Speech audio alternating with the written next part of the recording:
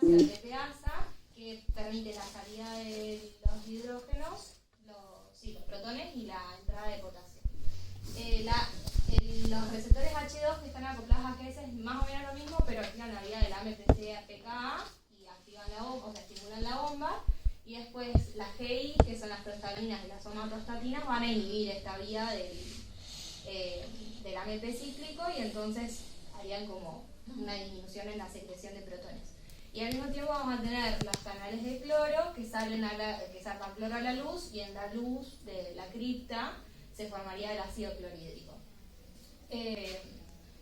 Las células enterocromafines van a secretar histamina ante los mismos estímulos que estimulan la secreción del ácido, y van a estimular los H2, y tienen receptores para gastrina, igual que las células parietales. Entonces, cuando la célula G secreta gastrina, va a estar estimulada la célula enterocromafín y la parietal. Y los fármacos vamos a tener que los inhibidores de bomba de protones, como el omeprazol, el lansoprazol y demás, van a inhibir la bomba de manera covalente, o sea, es una unión irreversible, se toma por vía oral, y en circulación sistémica llega a las células parietales, salen a la luz. Acá tienen como una cuestión enzimática que impide la vuelta dentro de la célula e inactivan la bomba. Después vamos a tener los antagonistas de H2 que van a inhibir los... Perdón, pero vieron lo que dijo la compañera, no es que actúan directamente en la luz, se tienen que absorber, sí, como cualquier otro, llegar por circulación plasmática y recién ahí llegan. Acá tenemos el omeprazol, el lansoprazol y todos los protones. Acá los antagonistas H2 tenemos la ranitidina, la pomatina, que también se dan por vía oral, tienen vía de administración intravenosa y demás, pero van a inhibir los H2. Y vamos a tener los análogos de prostaglandinas E1, como el misoprostol, que van a estimular los receptores de prostaglandinas para inhibir esta vía y que haya menos secreción de ácido. Y después tenemos como los directos, que actúan a nivel de la luz gástrica, que son los que consumimos, son los antiácidos que consumimos, que no interactúan con la parte de la secreción de ácido, sino que alivian porque lo neutralizan en la luz, pero no interfieren en todo eso. Esos son toda la parte de antiácidos así general. ¿Y el colinérgico qué función tiene ahí? Este, para todos, no para ella. ¿Qué rol tiene en la secreción de ácido?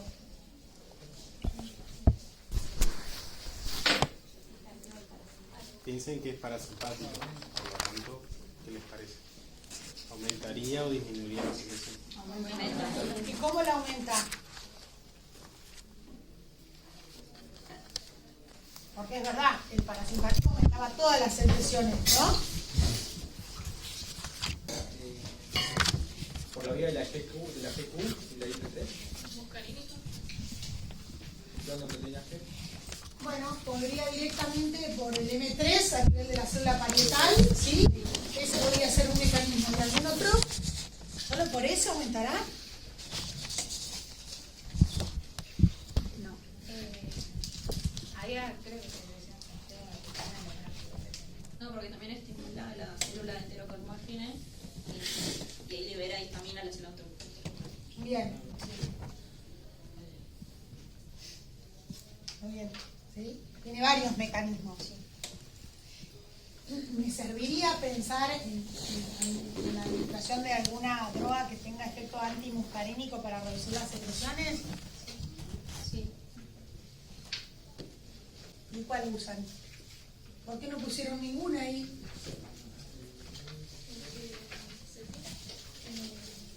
¿Por qué será que la compañera no puso ninguna? ¿Lo podríamos pensar como posible uso o no? Por ahí tienen efectos más sistémicos. Entonces, si vas derecho a la bomba de protones, por ejemplo, inhibir solamente La secreción de ácido.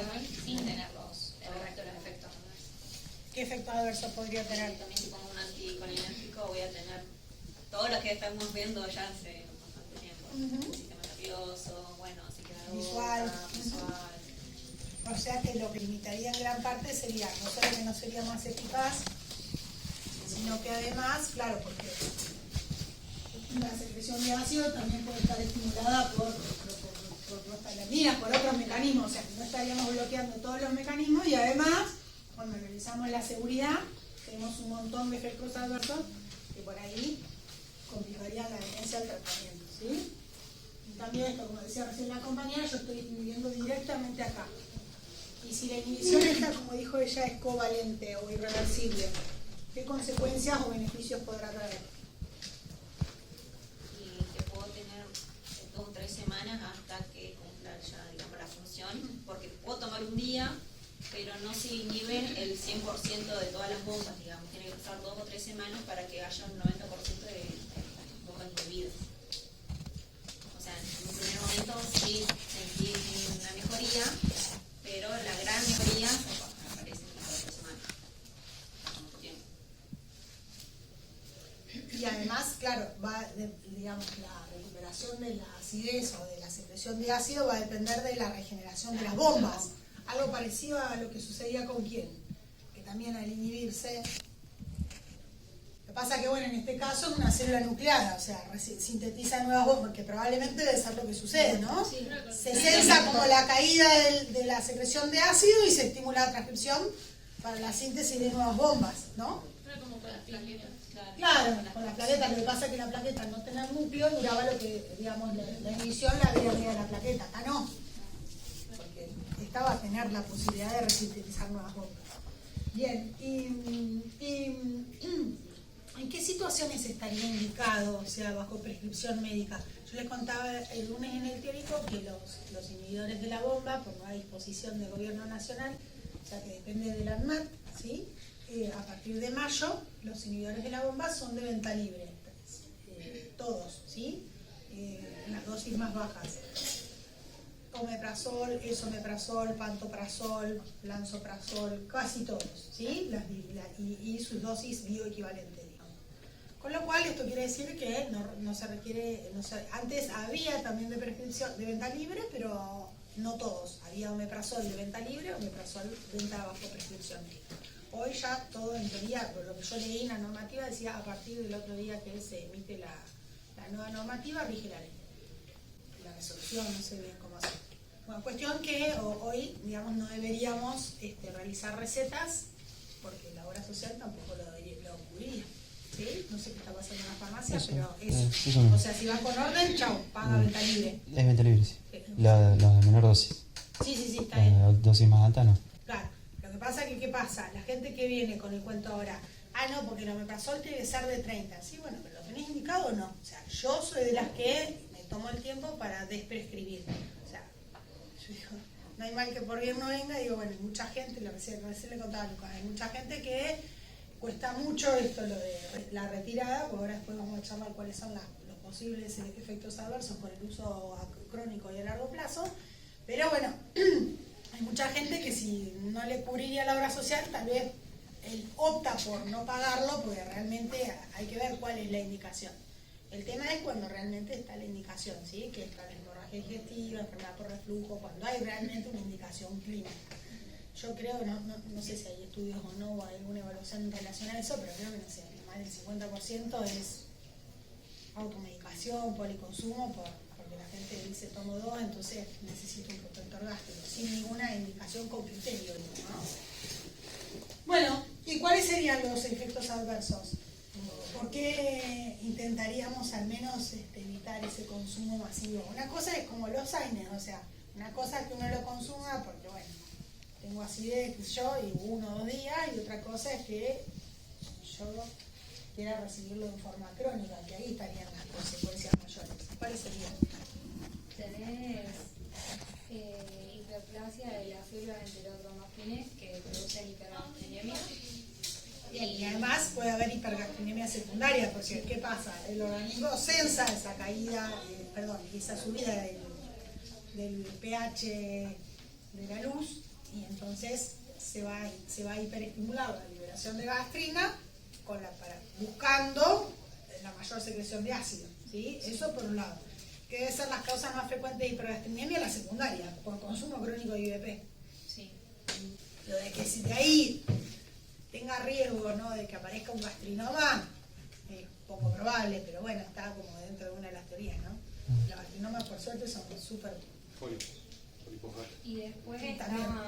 la hipersecreción ácida de rebote, que es cuando hay un paciente que está con tratamiento prolongado, con IVP, se produce como una, cuando se interrumpe el tratamiento, se produce como una hipersecreción de ácido, entonces puede generar lesiones, como un rebote que tiene el paciente por esta síntesis a la alza de las bombas de protones. Claro, que tiene que ver con esa regulación al alta, él iba a decir, o sea, si dijimos recién que iba a haber sobreexpresión de bomba, cuando yo dejo de inhibirla, en vez de tener 50 como tenía antes, tengo 100 y...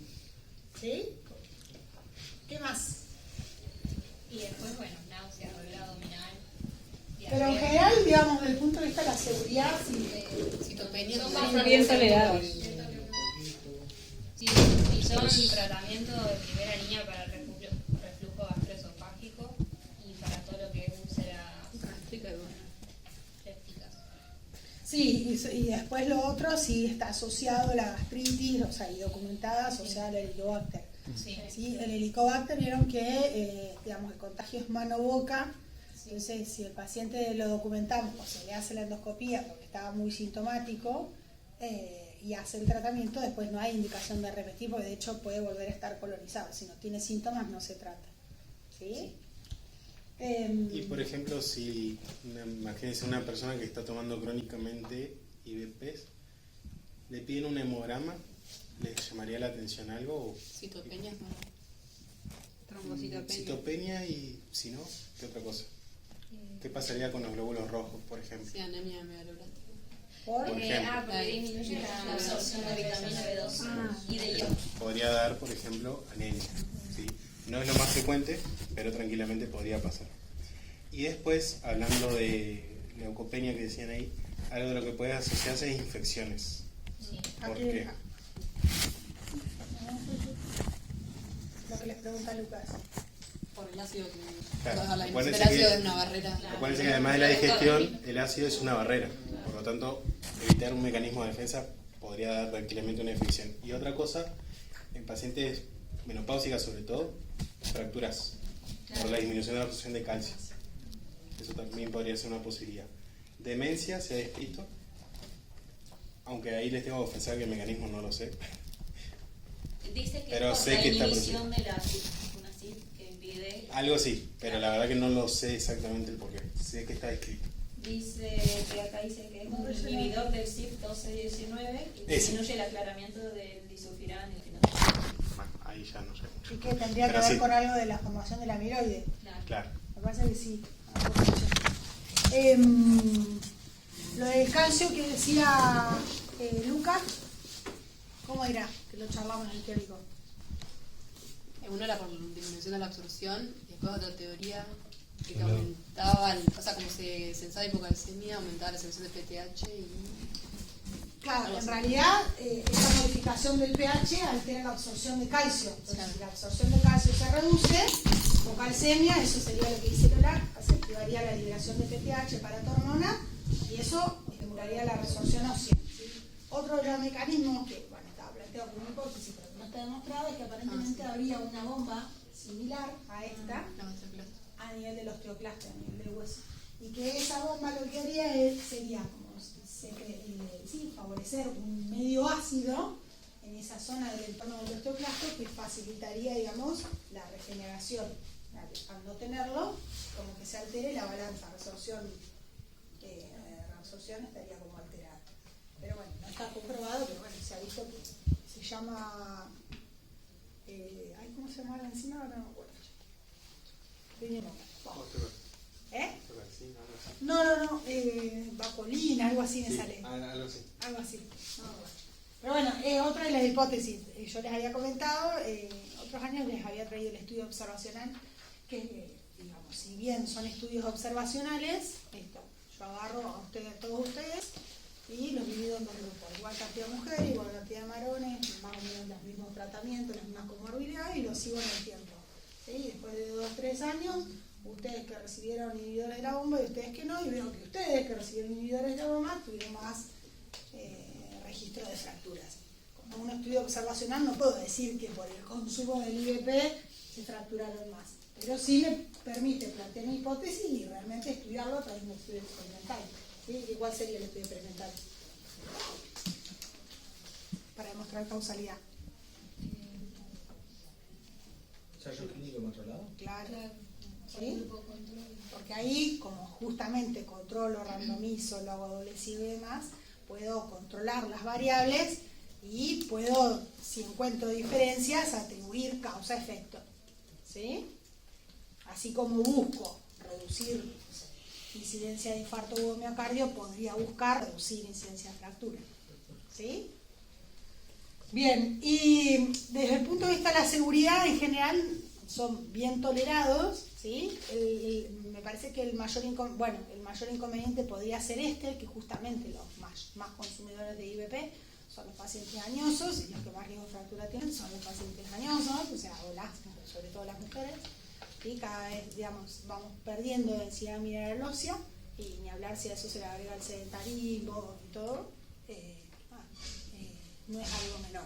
A mí lo que me funciona para tratar de desprescribir a veces es tomarme el tiempo y explicarles eso. Que en realidad no es que no se lo quiero hacer, porque me lleva menos tiempo hacer la receta que explicarles, sino que lo que se ha visto es esto, que los pacientes que consumen en forma crónica se ha visto que se fracturan más. Y por ahí, eso sí es como que, ¿no? Porque fracturar la vejez no está bueno, pues como la cascada de todas las complicaciones y la funcionalidad y demás, ¿sí? Y en otro paciente que tendrían que tener cuidado al dar omeprazol, ¿se les ocurre algo? Claro, a eso iba. El mayor, claro, la mayor, digamos, complicación que tienen los IOP son las interacciones, básicamente. Y ahí está una. ¿Cómo era? ¿Vos tuviste el lunes o no? Que es un brofármaco de Demostré que parece tan banal, pero nada, en algunas situaciones no es tan inocuo. ¿Cómo era? No tenía el fármaco que se tenía que activar, una prodroga. ¿Quién es una prodroga? ¿El Clopidogrel. omeprazol? Ahora se inhibe esta conversión porque inhibiría el CYP 12-19, ¿sería? 12-9. Sí, no sé. Claro. O sea, el omeprazol inhibe a ese citocromo. ¿No? Nada, y al inhibir ese citocromo no se formaría el fármaco. Claro, el clopidogrel es profármaco y se activa con la CYP 12-9, que si lo combinás con IVP, como el IVP es inhibidor de esa enzima, no tenés la activación del profármaco que es el clopidogrel. Entonces los pacientes con infarto que están en periodo de doble antiagregación pierden la doble antiagregación justamente. ¿Para qué toman clopidogrel? Para evitar las estenosis de los stents. Esa es la función que tiene el clopidogrel durante un año, que es mejor que la aspirina en ese sentido. Entonces se lo podés dar, podés sacarle justamente esa la función doble antiagregante. ¿Cuál era el mecanismo de acción del clopidogrel? antagonista del receptor de ADP. Bien. Entonces se doble antiagrega por mecanismos diferentes y se reduce el riesgo de que se vuelva a trombosar el sistema. O sea, que dure más, sobre todo los primeros meses cuando más riesgo tiene de trombosarse. Y se vio, yo no alcancé a buscárselos, pero ahí en el boletín GROC estaba, que de hecho hay estudios que demostraron realmente, empezaron a ver que pacientes tenían mayor riesgo, se reinfartaban más, y lo que observaron fue eso, que desde ahí un poco surge esto, ¿no? La detección de la interacción que por ahí hasta el momento se desconocía. ¿Sí? O sea que, digo, no es algo menor, ¿sí? Por eso insisto con esto, porque si vos te lo están dando para que no te vuelvas a restenosar, que se te restenose el stent que te pusieron, mamita. ¿Puede ser que el pantoprazol tiene como menos riesgo de generar esa interacción? ¿Por qué será? Lo decía el libro, pero no. Porque aparentemente el resto de los IVP tendrían menos interacciones. Pero de todas formas, lo que plantean muchas guías es que ante la duda, si no hay una indicación puntual, es preferible retirar el IVP. Porque muchas veces pasa esto que decimos, ¿no? Porque se externa con 10 medicamentos, se le indica, ¿sí? Es preferible que no, salvo que haya tenido una hemorragia digestiva. Lo que pasa es que, bueno, ahí entra la disyuntiva, una hemorragia digestiva, ¿lo dobla entre ellos?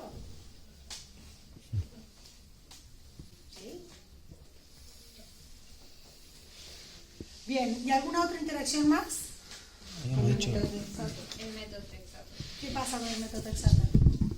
Que justo lo vimos la clase pasada. Inhiben de forma competitiva la eliminación, porque se eliminaban por estos caracteres de ácido, me parece. ¿Quién? El metotrexato. O sea que la interacción con el metotrexato no sería por citocromos. Ahí yo puse la eliminación. Aumentaría los niveles porque no lo elimina. ¿Y el resto? ¿Qué era el metronidazol que vimos la clase pasada? Metotrexato. Ay, perdón, ¿qué dije? Ah, Metronidazol. puede ser, qué raro. Volvemos al... Me estoy recuperando.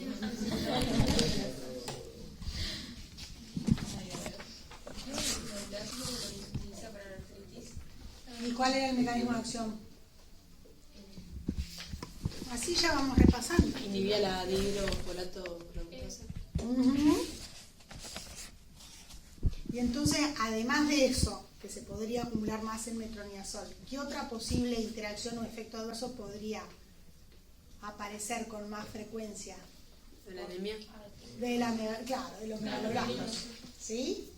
¿Y qué otro fármaco también daba podía dar anemia megaloblástica por una alteración en la absorción de B12? Antibiótico. Bueno, ¿y quién más? Digo para que lo piensen, porque como generalmente ese también se recibe en forma crónica, nada, para pensar que puede estar vinculado al tratamiento y no empezar a ponerse a... Las quinolonas. No. Las quinolonas actúan en las complexiparasas. Tratamiento de la diabetes. Ujú, ¿se acuerdan? Porque alteraba el factor intrínseco y por ende la absorción de vitamina B y podía dar anemia megaloblastica. O sea, sí. Estamos preguntando todos. Metformina y Formina.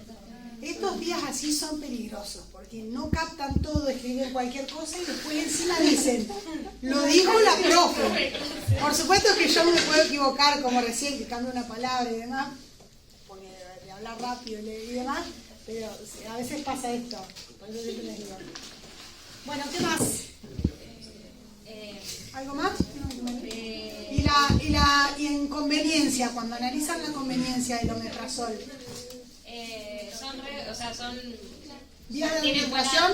una buena adherencia al tratamiento porque se puede administrar por vía oral, se tienen que administrar 30 minutos antes de la comida, o sea, antes se da una vez a la mañana y si se necesita una segunda toma son 30 minutos antes de la cena. Entonces, tiene buena adherencia al tratamiento. ¿Y alguna otra vía de administración además de la oral? Está intravenosa para el esomeprazol o el pantoprazol. ¿Y en qué situaciones?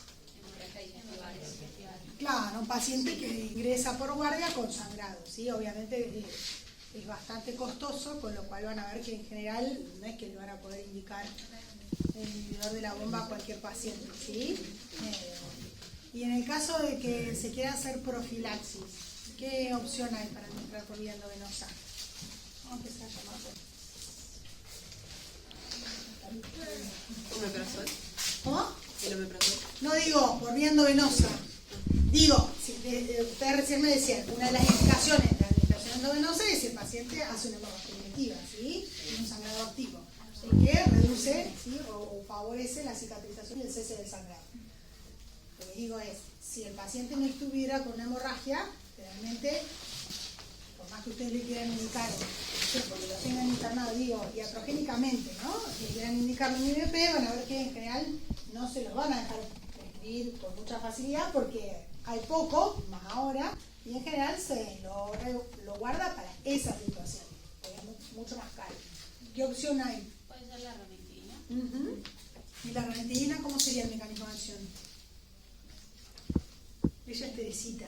Antihistamínico, Ajá. ¿Y en qué situaciones está indicada la ranitidina por vía endovenosa?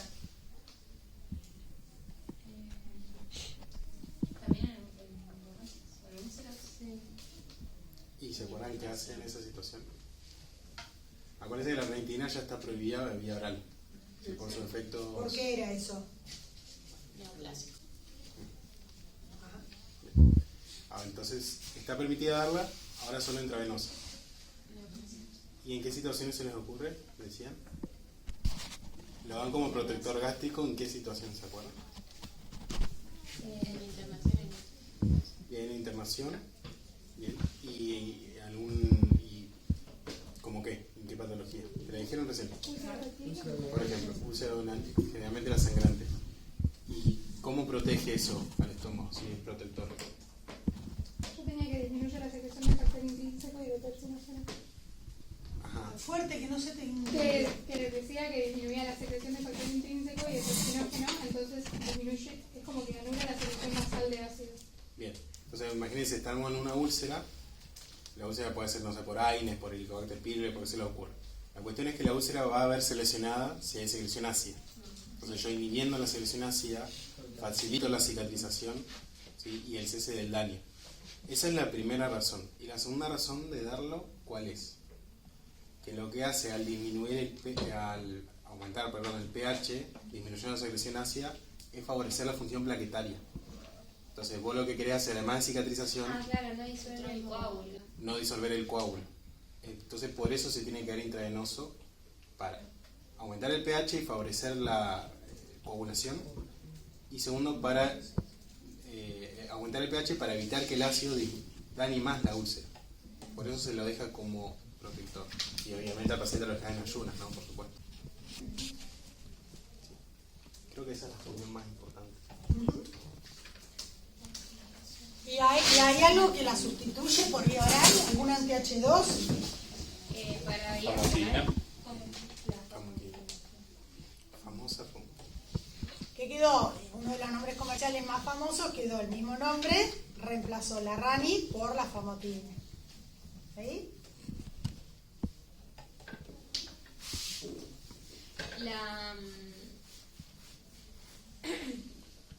la cimetina está solamente para vía intravenosa. No sé, yo nunca la vi en ningún lado. No sé si la tenemos disponible nosotros. En todos los libros está descrita. Sí. Pero yo no... está incluso para inhibir la eliminación de los ácidos, bla, bla, bla, pero no... Yo nunca la vi. Habría que buscarlo eso.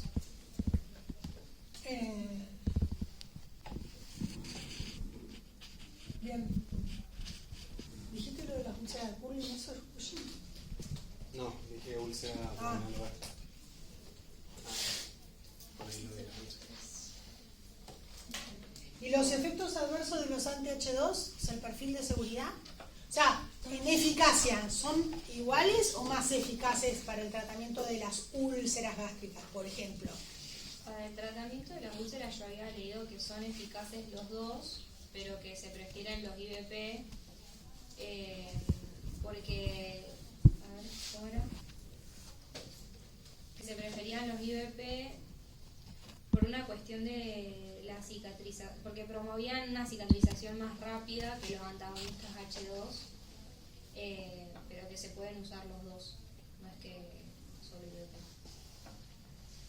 No me quedó claro a mí esa parte de la cicatrización, no sé si es que la retrasa un poco o como inhibe directamente la producción de ácido por ahí. Y lo que pasa es que la reducción de la secreción ácida es mayor. Claro. Entonces, si tiene menos contacto con el área lesionada, va a poder cicatrizar mayor. Y creo que de hecho en esos ensayos se ha demostrado que es así. Por eso es que en general se utilizan los inhibidores de la bomba.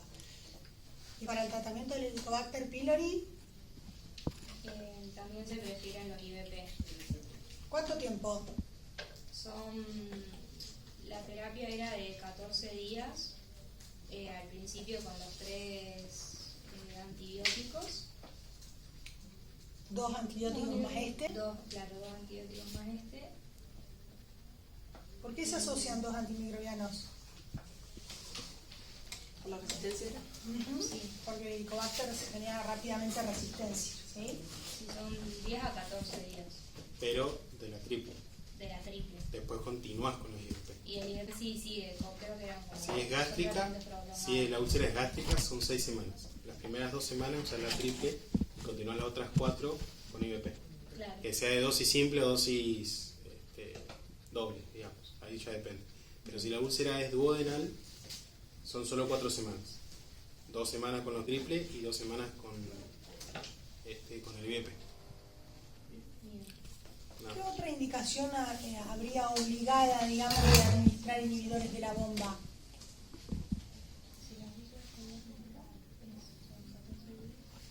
La mayoría de los lugares donde uno ve las indicaciones no superan las 8 semanas, cosa que no sucede en la práctica. Además de úlcera. Sí.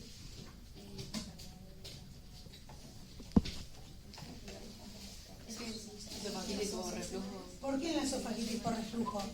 Si esa es esofagitis, no gastritis. Pero, o sea, el reflujo proviene del estómago. Ajá.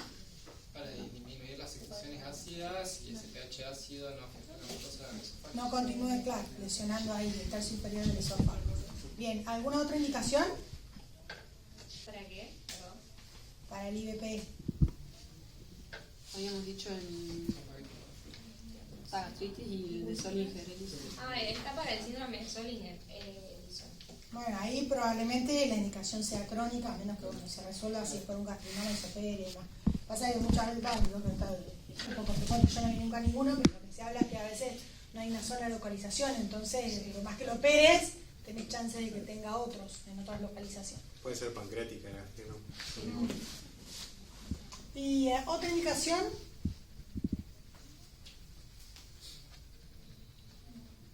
¿Qué pacientes tenían riesgo de complicaciones gastrointestinales? Los que... ¿Consumo de algo? Sí, consumo de AINES. Ah, gastritis. Bueno. Claro. AINES. ¿Qué AINES? ¿Cuáles eran los que más riesgo tenían? ¿O era indistinto? No, los que eran selectivos. Los gastrolesivos eran...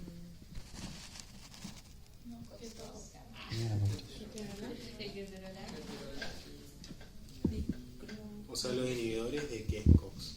¿Uno o dos? Dos. Uno. ¿Y con los selectivos qué pasa? Que ahí dijo la compañera.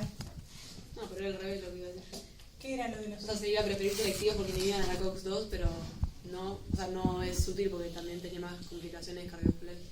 Son menos lesivos, pero es como que dependía de la dosis del aire. Porque en definitiva terminan todos a nivel sistémico, inhibiendo la COX. ¿A qué te referís con lo que estás diciendo? De los inhibidores selectivos de la COX-2. O sea, como que son menos gastrolesivos que los que no son selectivos, pero pueden lesionar igual la dosis alta. Claro, como los otros, que en realidad,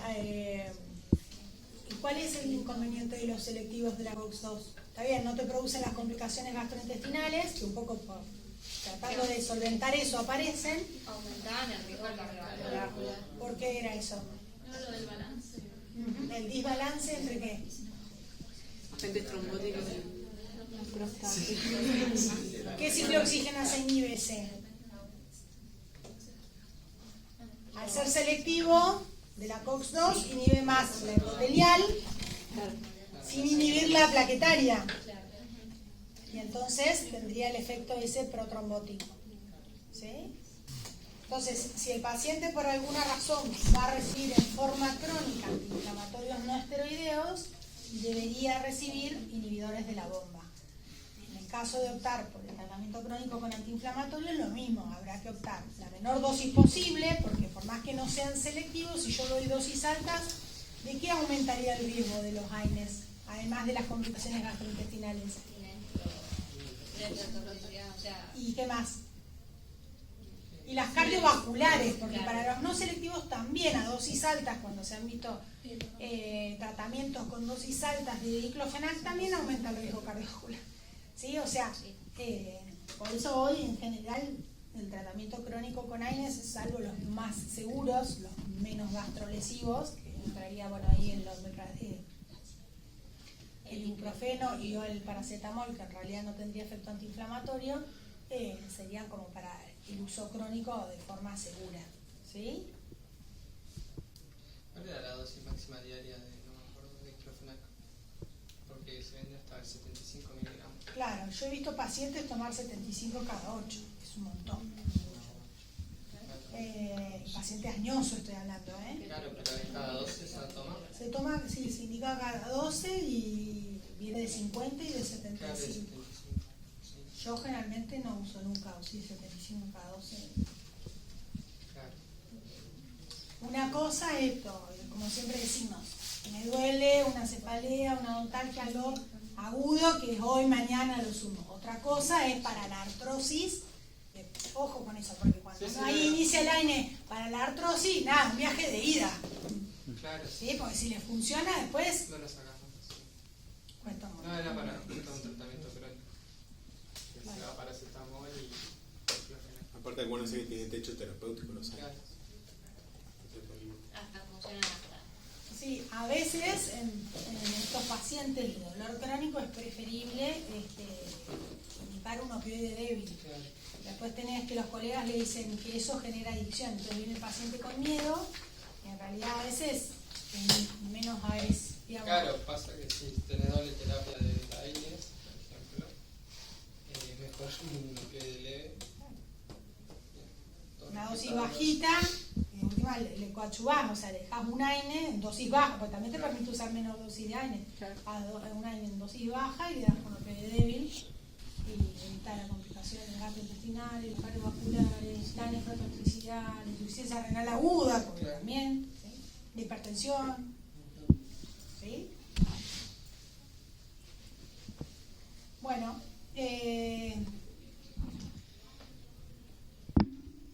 ¿tienen ahí algún caso de antieméticos? ¿Quieren que veamos?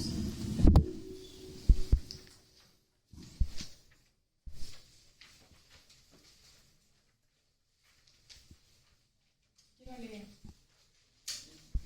Soba Natalia está por ahí. Acá estoy. Tronel y Micaela. ¿Lees, Micaela? ¿Quién lo tiene? ¿Santiago Palacio está? No vino. Yo lo tengo, pero ¿cuál es mi caso? ¿Qué número es? Alguno así analizamos A partir antibióticos. de la hoja 8. Voy. ¿Lees? ¿Que lo tenés, Luna? Ahí, ¿querés leer? El 1 dice, el paciente de 34 años consulta por epigastralgia leve que no guarda relación con la ingesta de alimentos. De 2 o 3 días de duración desde aproximadamente un año. Al examen físico y los exámenes complementarios, el examen físico y los complementarios son normales. ¿Cuál es el tratamiento más apropiado para esta paciente si trabajamos sobre la hipótesis de dispepsia funcional?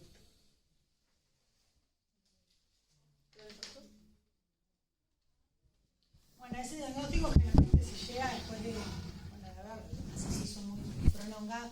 A veces se intenta, ¿no? Por ahí dar antiácido por un periodo acotado y ver qué pasa, a ver si el paciente mejora, después uno lo puede continuar. Y si no, bueno, asumimos que por ahí probablemente este paciente seguramente se le hizo una endoscopía, se descartó la gastritis, ¿sí? Y sea de causa funcional. Acá hay otros de reflujo, igual. Hay otro caso yo. A ver, dale.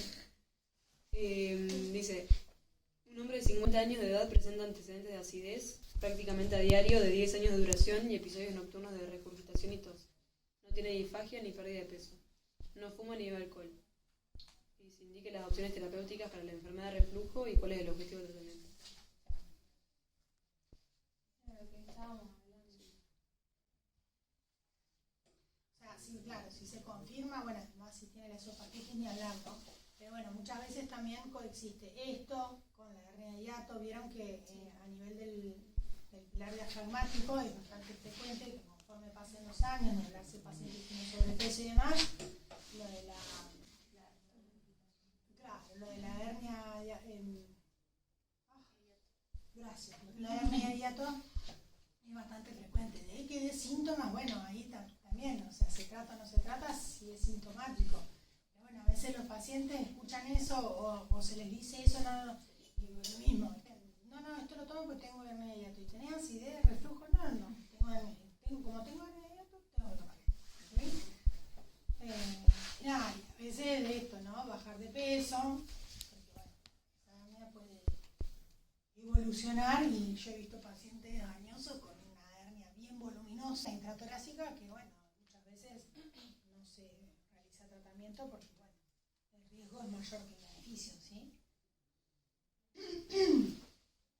Bueno, y a ese paciente, ¿qué le darían?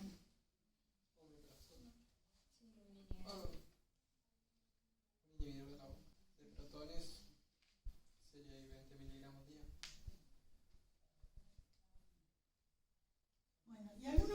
interacción que podría tener el paciente que no la mencionaron?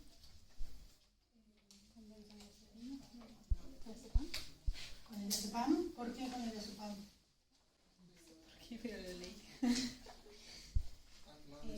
El diazepam es una benzodiazepina que generalmente tiene metabolismo por la fase 1 y tiene metabolitos activos como el nordiazepam que prolongan aún más la vida media del principio original, del principio activo original. Sí, ¿dónde estaría la interacción? Hace un efecto inhibitorio, entonces aumenta las concentraciones del diazepam y algunos anticoagulantes orales. ¿Cuál anticoagulante oral? Y entonces, ¿cómo le va a dar el rin a ese paciente? Aumentaba el rin cuando estaban anticoagulados. Claro. O sea que el riesgo de sangrado va a ser mayor. Capaz que, digamos, si tiene la indicación, sí, capaz que bueno. Primero, una opción que habíamos planteado es por ahí alguno de los otros IBP que tenga menos interacciones, podría ser una opción.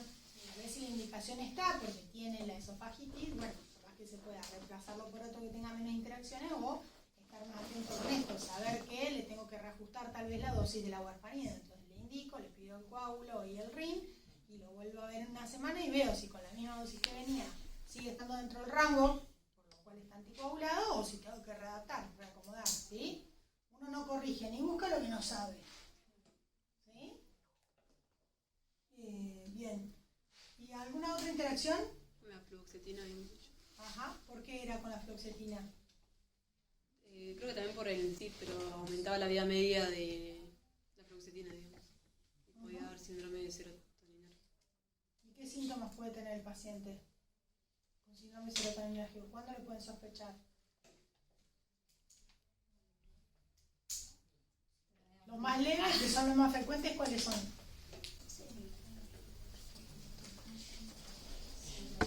No era taquicardia, sudoración profusa. Sí, puede dar taquicardia, hipertensión, sí puede dar disautonomía, pero y además de lo autonómico, ¿qué otra cosa? Hiperreflexia, pero esa no sé si en el leve. El más grave, claro, hiperreflexia, clonus, deterioro sensorio, y los más leves, a nivel del sistema nervioso. ¿Afecta a la hiperreflexia, no? También temblor, hipercriminalismo. ¿Sí? Yo les había contado el caso de la señora, ¿se acuerdan? Y creo que les conté que la volví a ver, la vi el martes. Y está mucho mejor. ¿Les había contado o no? Sí, creo que sí. No era fluoxetina, pero bueno, era una dosis alta de sertralina con una interacción. Y suspendí el enolopecilo, que era reducía la interacción farmacológica, y le bajé de hecho se la reemplacé por un IRS, pero que no tuviera tantas interacciones, ¿sí? Porque la fluoxetina, el inconveniente que tiene, como la paroxetina, es que tiene muchas interacciones a nivel del citocromo P450. Muchas veces esos pacientes no reciben solo eso, reciben varias cosas más. Y además son de vida media prolongada, con lo cual cualquier interacción que le aumente la concentración, como en este caso, le puede dar la aparición de... Decía ahí en el artículo del caso que inhibe el omeprazol, como se inhibe hasta citocromo C219, y la fluoxetina se metaboliza por esa vía, aumentaban las concentraciones como hasta el 120 veces. La vida media de la fluoxetina, ¿cuánto es? Ahí está. Era muy larga. ¿2-3 días? Sí, son como 2 días. Entonces imagínate, si la aumenta, prolonga, puede duplicar hasta la vida media. ¿Sí? Por eso es que son medicamentos inadecuadamente, de prescripción inadecuada. Los pacientes por ahí muy añosos los ponen en caso. Bueno, y si el paciente tuviera náusea y vómitos, ¿cómo sería acá de la vida? ¿Quién me dibujó? Yo. Ay, todo. ¿Cómo era eso?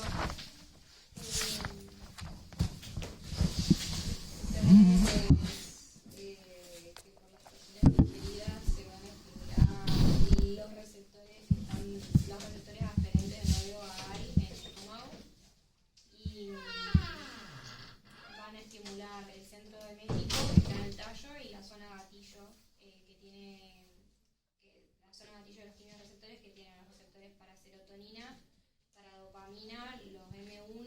CB1. Entonces ahí se va a estimular la respuesta motora por las neuronas aferentes y va a estimular la pared abdominal y todo lo que es el sistema, la musculatura lisa del gastrointestinal para provocar el. Entonces ahí tenés de los medicamentos, tenés los antagonistas dopaminérgicos y después tenés los agonistas serotoninérgicos, no antagonistas, agonistas. Y de los antagonistas dopaminérgicos, ¿podríamos pensar en los antipsicóticos? ¿Antagonizan el mismo receptor o no? Ajá. Me pregunta tu joven. El lunes. Podrían, tendrían el mismo. ¿Y dónde estaría la diferencia? Hablamos, me acuerdo, de antipsicóticos que tenían que ser una dosis menor y tenían efecto antimético. Tienen efecto antimético. Ah, que por eso a veces cuando le das metoclopramida y uno de esos es como que estás haciendo doble inhibición. ¿Cómo sería lo de los antipsicóticos? ¿Por qué no los utilizamos de una, digamos, un paciente viene con ansiedad y vómito, ¿por qué no usamos un antipsicótico si son tan buenos como antiméticos? Porque tienen efectos a nivel. Claro, por la seguridad, ¿sí? De hecho, si el paciente, por ejemplo, tuviera un síndrome confusional hiperactivo que amerite su tratamiento, podría, y además venía con tratamiento para náusea y vómito, porque no sé, una enfermedad oncológica en estadio avanzado, bueno, podríamos sustituir la metoclopramida directamente por el antipsicótico y obtendríamos el efecto antipsicótico y además el antiemético. ¿Sí? Los antiméticos no pasan bien barrera hematoencefálica, entonces. ¿Y cómo hacen para hacer el efecto antiemético? Porque esa zona no tiene. Claro, porque la zona quimiorreceptora carece de barrera hematoencefálica, entonces la metoclopramida. Y la metoclopramida, además de ese efecto antidopaminérgico, fundamentalmente ahí a nivel de la zona quimiorreceptora, ¿dónde más actúa? ¿No estimula la liberación de acetilcolina? Sí. Bueno, ese aumento de la liberación de acetilcolina aumentaría el peristaltismo, las secreciones, bien, ¿y qué más? ¿El tono del esfínter esofágico también? Que el aumentar el proceso se puede usar para reflujo. Podría aumentar el tono del esfínter esofágico, bien. Entonces, si hay enfermedad por reflujo, podría ser una opción, ¿no? También como prokinético y como antirreflujo. Y sobre las vías serotoninérgicas,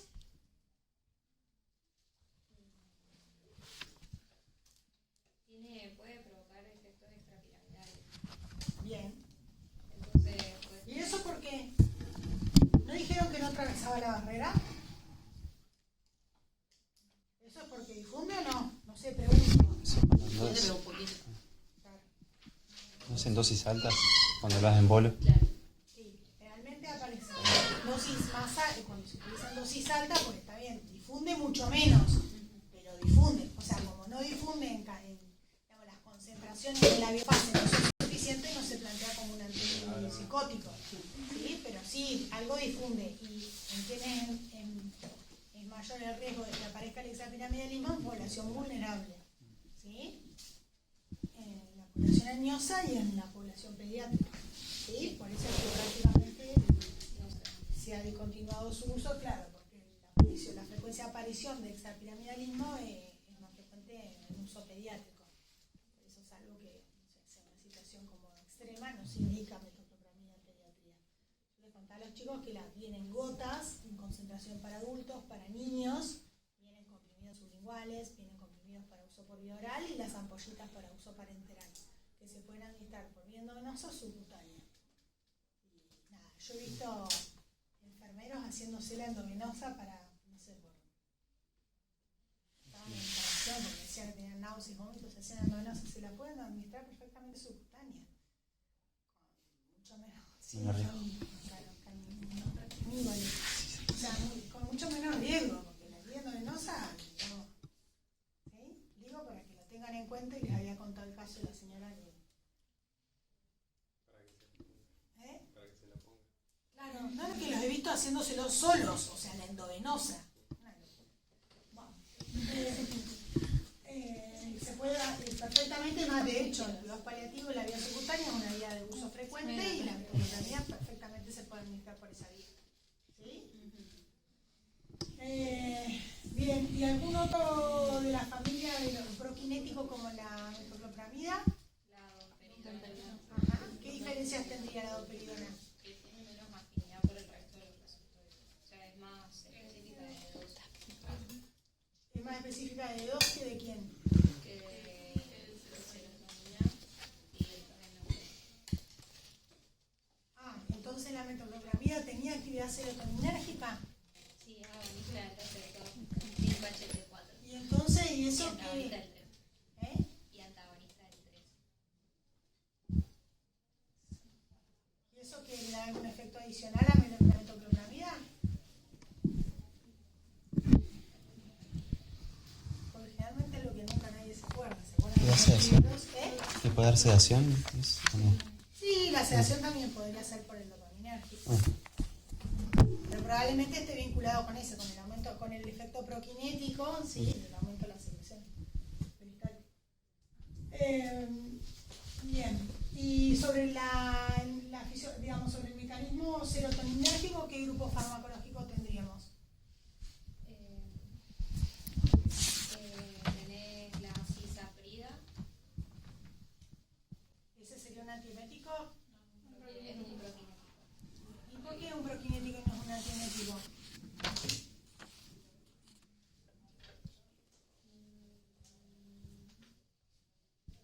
Porque no tiene acción de 2. ¿Cómo? Porque no tiene acción de 2.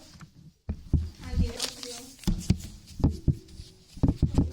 Pero no hay un antiemético que tiene actividad serotoninérgica. Ajá, ¿qué hace? ¿Y este? Serotonina. Este es 4. 5-HT4. ¿Qué dijiste? O sea que es una de serotonina. Claro. Pero depende del subtipo que bloqueen. A algunos neumonólogos les encanta imitar la todo paciente tiene reflujo hasta que se demuestre lo contrario. Sale de la consulta con el cisapride. ¿Sí? La discusión con el cisapride y algunos de estos serotoninérgicos es el riesgo de aparición de arritmias. ¿Sí? Están contraindicados en pacientes con QT prolongado que están con medicación que prolonga el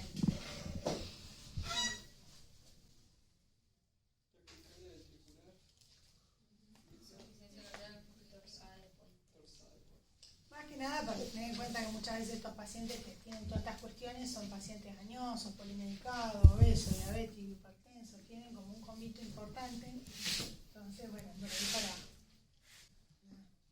tenerlo en cuenta. ¿Y el onda centrón?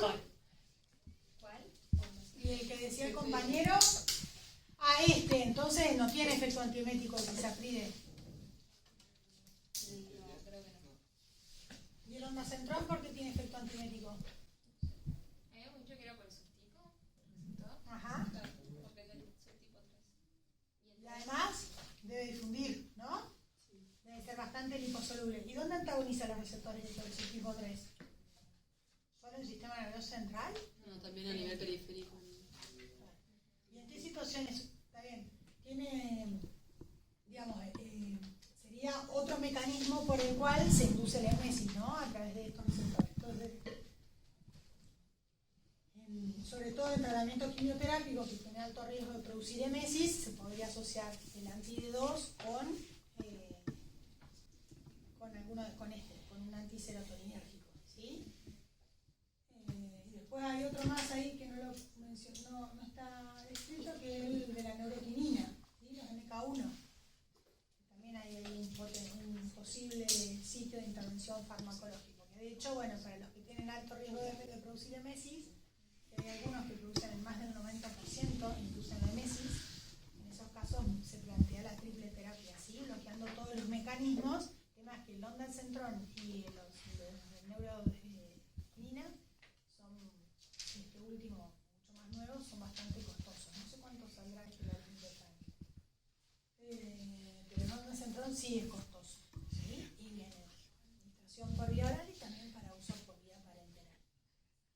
¿Y los efectos adversos?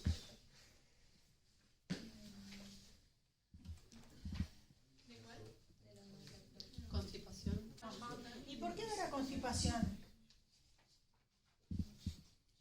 ¿Qué daban los IRS? ¿Se acuerdan?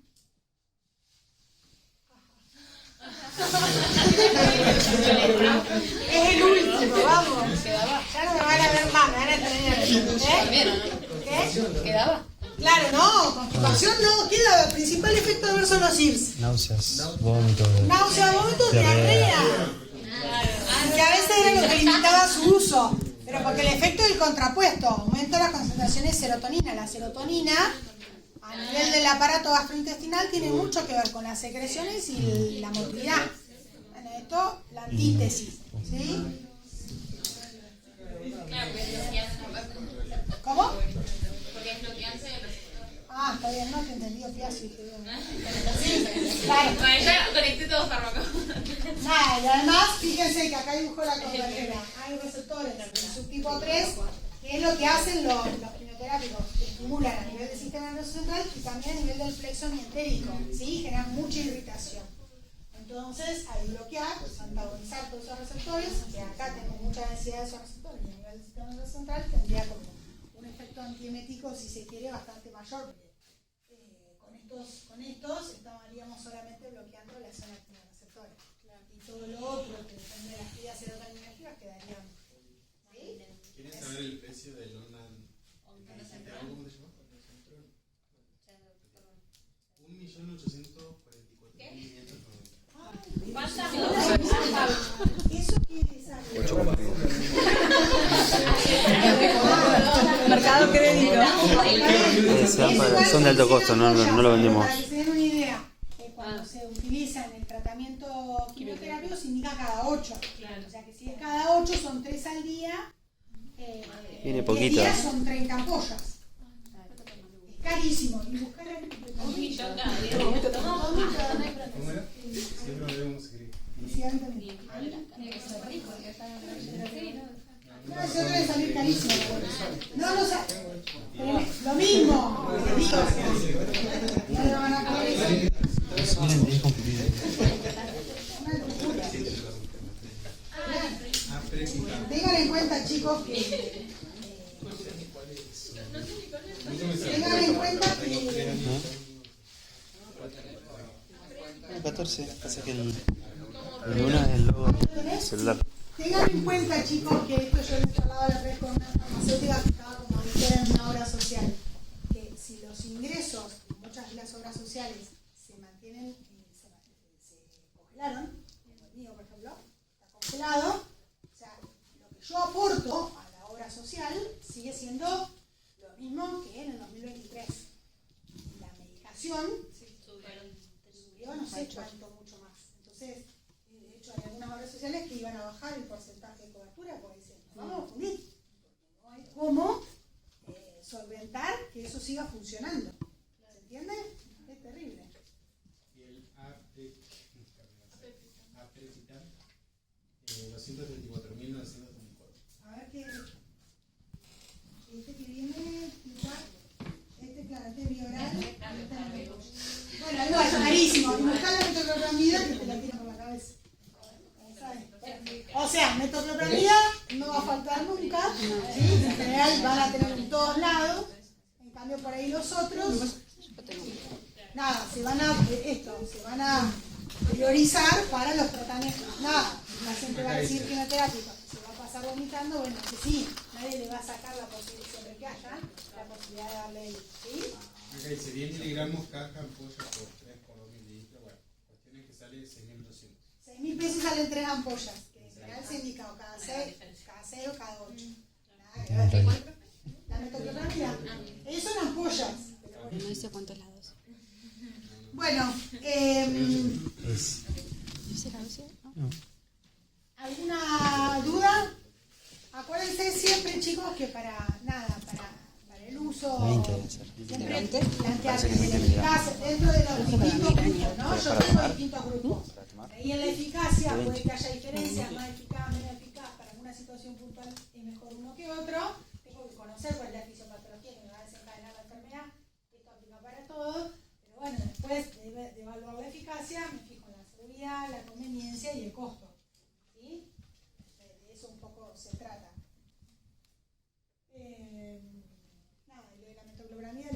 cosas prácticas, porque me parece que por ahí los pueden llegar a sacar del paso. ¿Sí? Se puede, la vía subcutánea a veces nos saca rápido, no sé. Lo llama, no sé, un familiar, alguien, no sé, un domicilio, el paciente está con náuseas, vómito, bueno, ustedes mismos les colocan, yo lo hago, les colocás la vía subcutánea y la administrás, ¿sí? Bueno, ya, digamos, cuando conoces cuál es la causa, en función de lo que uno quiera tratar. Bueno, no sé si tienen alguna duda. Y muchas. Seguramente cuando llegue a lesión me van a surgir. Seguro, un montón. Yo, por ejemplo, ahora tengo una acidez terrible, cosa que jamás me pasa. ¿Eh? No me pasa. Me tuve que tomar, nunca jamás